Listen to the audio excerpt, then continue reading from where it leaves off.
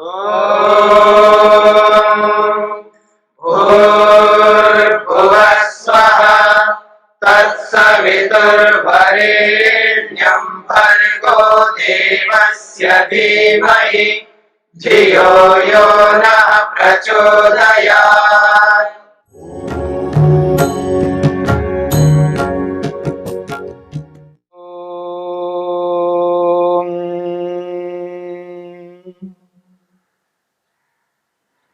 साधन पाद के 18वें सूत्र को लेकर के हम विचार कर रहे हैं।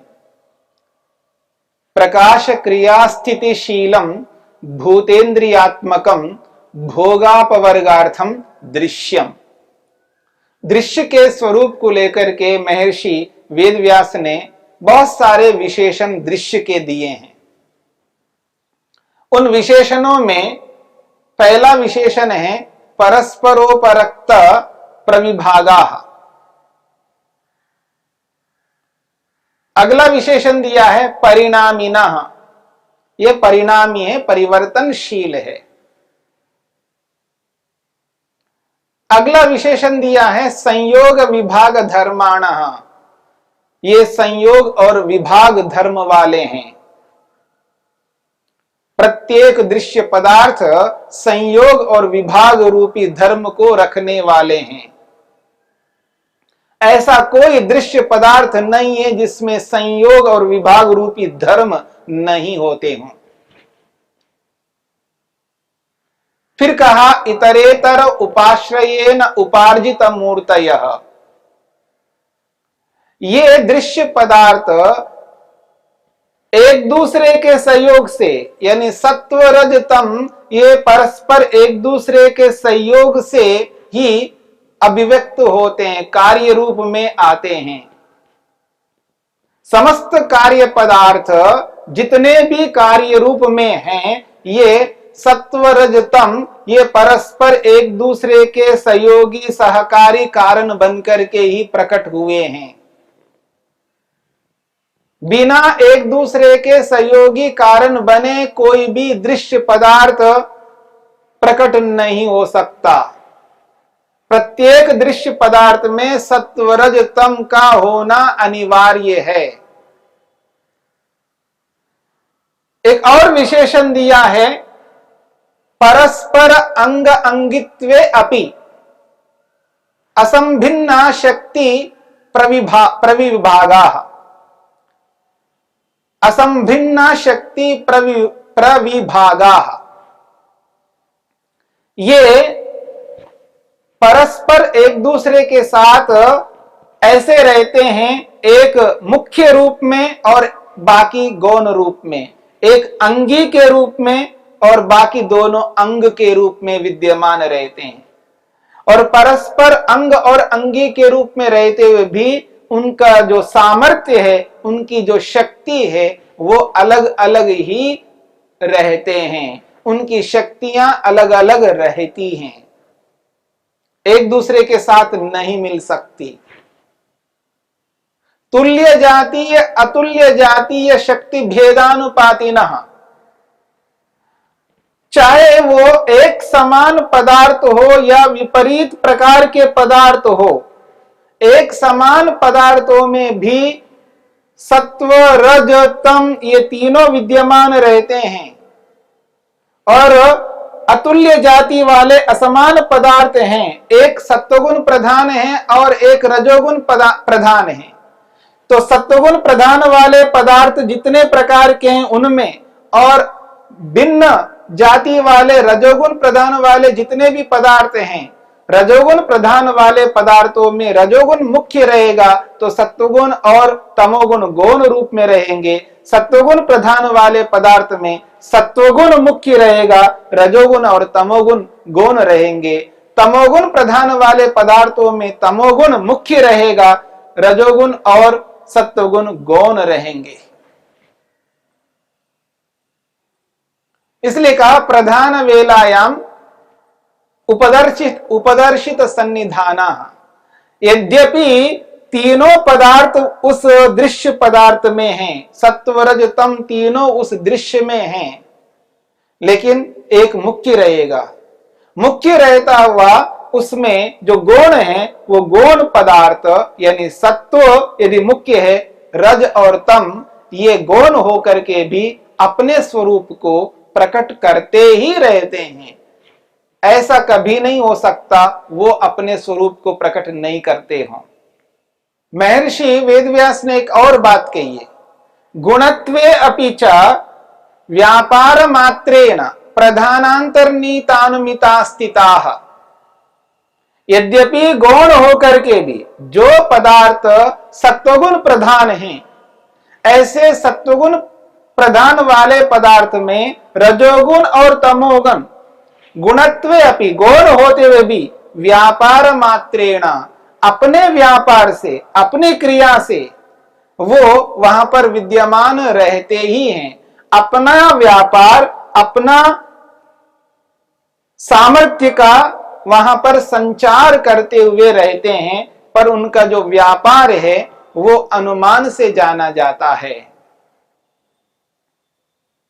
वो अनुमान से उनका आंकलन करते हैं, क्योंकि हमें ये बोध है, हमें ये ज्ञात है कि प्रत्येक पदार्थ सत्व रज और तम तीनों से बना हुआ है। और सत्वगुण हमको वो चमक दिखाई दे रहा है, वो प्रकाश दिखाई दे रहा है, पर उसमें होने वाला परिवर्तन दिखाई नहीं दे रहा है। तो वो जो परिवर्तन नहीं दिखाई दे रहा है, आंतरिक रूप से उसके अंदर परिवर्तन हो रहा है, ये हमें अनुमान से जाना जाता है। क्योंकि कोई वस्तु अभी बनकर के तैयार होकर के आई है, अभी अभी आई है, वो वस्तु नई वस्तु है, नूतन वस्तु है, 1 घंटा हो गया है। इस 1 घंटे के काल में उसमें कुछ परिवर्तन हुआ है, पर वो परिवर्तन हमें दिखाई नहीं देता है। वो जो समय है, उस समय के आधार पर उस परिवर्तन का हम अनुमान करते हैं, क्योंकि प्रत्येक पदार्थ रजोगुण उसके अंदर विद्यमान है। प्रत्येक पदार्थ में तो रजोगुण का स्वभाव है क्रियाशील रहना और परिणाम को देना, तो वो परिणाम उसमें हो रहा है, ये बात हमें अनुमान से जानी जाती है। अनुमान के माध्यम से इस बात को हम जान पाते हैं। पुरुषार्थ कर्तव्यतया प्रयुक्त सामर्थ्याः सत्व रज तम से बने हुए प्रत्येक दृश्य पदार्थ पुरुषार्थ को पूरा करने के लिए, आत्मा के प्रयोजन को पूर्ण करने के लिए हैं। पुरुषार्थ कर्तव्यतया प्रयुक्त सामर्थ्याः, ये दृश्य पदार्थ आत्मा का जो प्रयोजन है, आत्मा के 2 प्रयोजन हैं, भोग और अपवर्ग। भोग दिलाना और अपवर्ग मोक्ष को, मुक्ति को प्राप्त कराना। तो ये दृश्य पदार्थ मनुष्य के, पुरुष के यानी आत्मा के प्रयोजन को पूर्ण करने के लिए प्रयोग में आते हैं। ये व्यवहार में इसलिए आ रहे हैं क्योंकि आत्मा के भोग और अपवर्ग को पूर्ण कराना है। इसलिए कहा जा रहा है पुरुषार्थ कर्तव्यतया प्रयुक्त सामर्थ्याः, पुरुष के प्रयोजन के उद्देश्य से, पुरुष के प्रयोजन के लिए ये व्यवहार में आते हैं। संसार का हर कोई दृश्य पदार्थ व्यवहार में इसलिए आ रहा है क्योंकि आत्मा के प्रयोजन को पूर्ण करना है। उसके बिना कोई दृश्य पदार्थ नहीं रह सकता। आत्मा के प्रयोजन के लिए प्रत्येक दृश्य पदार्थ है। इसलिए यहां पर कहा जा रहा है पुरुषार्थ कर्तव्यतया, पुरुषार्थ के लिए यानी पुरुष के प्रयोजन के लिए ये व्यवहार में आ रहे हैं। पुरुषार्थ कर्तव्यतया प्रयुक्त सामर्थ्य। एक और विशेषण दिया है, वो कहते हैं, महर्षि वेदव्यास स्पष्ट करते हैं, सन्निधि मात्रोपकारिणः आत्मा के निकट रह करके ये उपकार करते हैं, आत्मा का कल्याण करते हैं।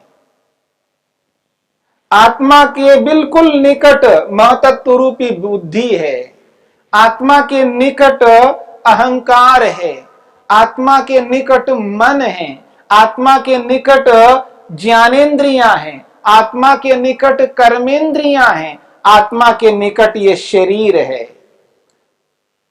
ये पास में रह करके आत्मा को कल्याण करते हैं, आत्मा का कल्याण करते हैं, आत्मा का उपकार करते हैं। इसलिए कहा सन्निधि मात्रोपकारिणः, ये निकट रह करके आत्मा के समीप रह करके उपकार करने वाले होते हैं, ऐसे ये दृश्य पदार्थ हैं। और एक बात कही, अयस्कांत मणिकल्पाः, अयस्कांत मणिकल्पाः, ये चुंबक के समान हैं। जैसे चुंबक लोहे के समीप रहता है, यह लोहा चुंबक के समीप रहता है, ये अलग नहीं हो पाते हैं, अलग नहीं रह पाते हैं। ठीक इसी प्रकार ये दृश्य मानो चुंबक के समान हैं।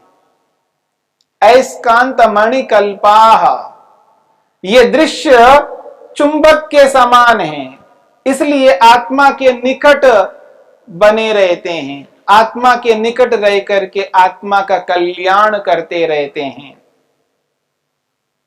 ये दृश्य का एक रूप है, एक स्वभाव है कि आत्मा के निकट रह करके आत्मा को सुखी करना, आत्मा के प्रयोजन को पूर्ण करना। एक और बात कही जा रही है, प्रत्ययमंतरेण, प्रत्ययमंतरेण, यदि ये सत्व रज तम अपने स्वरूप को प्रकट नहीं कर पा रहे हैं,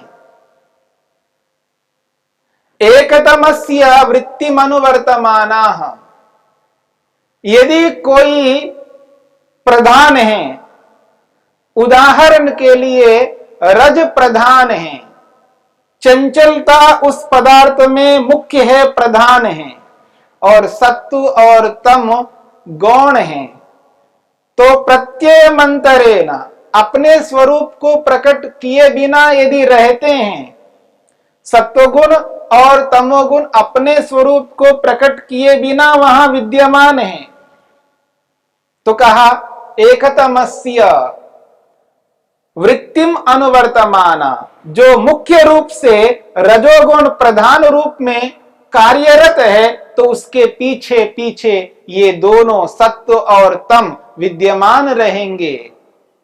ऐसा नहीं है कि रजोगुण कार्य कर रहा है तो सत्वगुण और तमोगुण हमारा यहाँ कोई काम नहीं है, वहां से हट जाते हो, ऐसा नहीं है।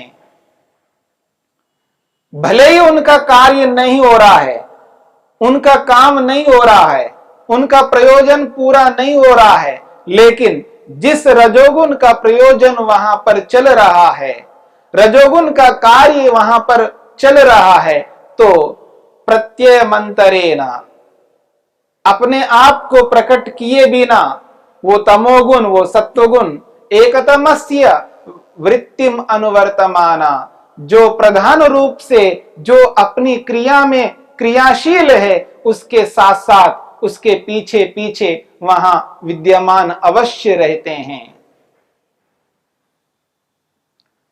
प्रधान शब्द वाच्या भवन्ति, ये प्रधान शब्द से कहे जाते हैं। दृश्य यानी प्रधान, इस दृश्य को प्रधान शब्द से भी कहा जाता है।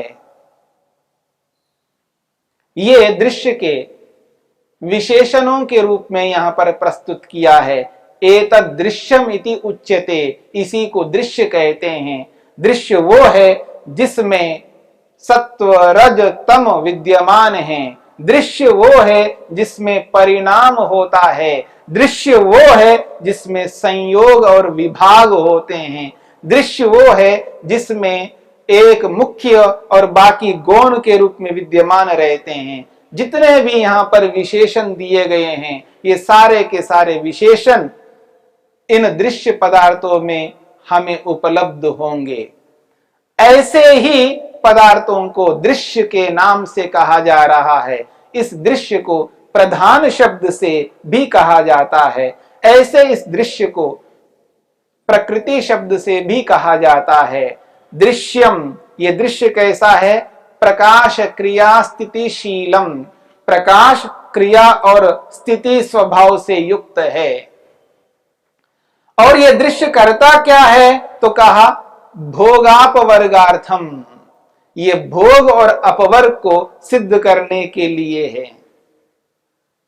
भोग और अपवर्ग को पूर्ण करने के लिए यह दृश्य पदार्थ है। समस्त दृश्य पदार्थों का एकमात्र प्रयोजन है भोग और अपवर्ग को पूर्ण कराना। वो दृश्य दृश्य नहीं हो सकता जिसका प्रयोजन भोग और अपवर्ग ना हो। इसलिए प्रत्येक दृश्य पदार्थ का जो प्रयोजन है वो ये है, भोग कराना और अपवर्ग को दिलाना। यदि मनुष्य इस दृश्य के प्रयोजन को नहीं जानता है तो वो इस स्थिति को प्राप्त नहीं हो सकता, वो अपवर्ग को नहीं समझ पाएगा और केवल भोग को ही करता जाएगा। और केवल भोग को करता हुआ भोगी व्यक्ति हमेशा सदा दुखी ही रहता है, सुखी कभी नहीं हो सकता। इसलिए इस बात को समझना अनिवार्य है। दृश्य क्या है? दृश्य के अंदर क्या धर्म है? दृश्य के अंदर कैसी कैसी विशेषताएं हैं? उसके किस प्रकार की विशेषताएं हैं? जिन विशेषताओं को जान करके समझ करके इस दृश्य का जो मुख्य प्रयोजन है अपवर्ग है उसको हमें पूर्ण करना है। भोग तो हम कर ही रहे हैं, भोग के लिए भी दृश्य है पर अपवर्ग के लिए भी है। इस अपवर्ग को जानना हमारा कर्तव्य है। इसलिए कहा जा रहा है भोग अपवर्गार्थम दृश्यम, ये दृश्य भोग और अपवर्ग के लिए है। तो दृश्य के स्वरूप को समझाते हुए महर्षि पतंजलि ने स्पष्ट किया है प्रकाश क्रिया स्थितिशीलम, एक बात।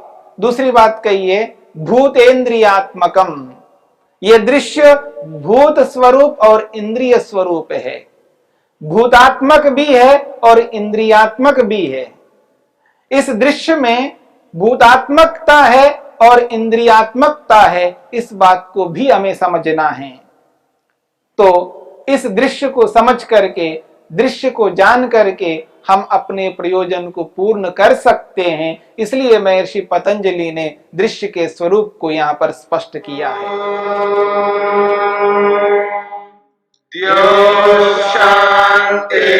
शांतिरंतरिक्षम शांति पृथ्वी शांतिरापः शांतिरोषधयः शांति वनस्पतयः शांतिर्विश्वे देवाः शांतिर्ब्रह्म शांति सर्वं शांति शांतिरेव शांति क्षमा शांतिरेधि। ओम शांति शांति शांति।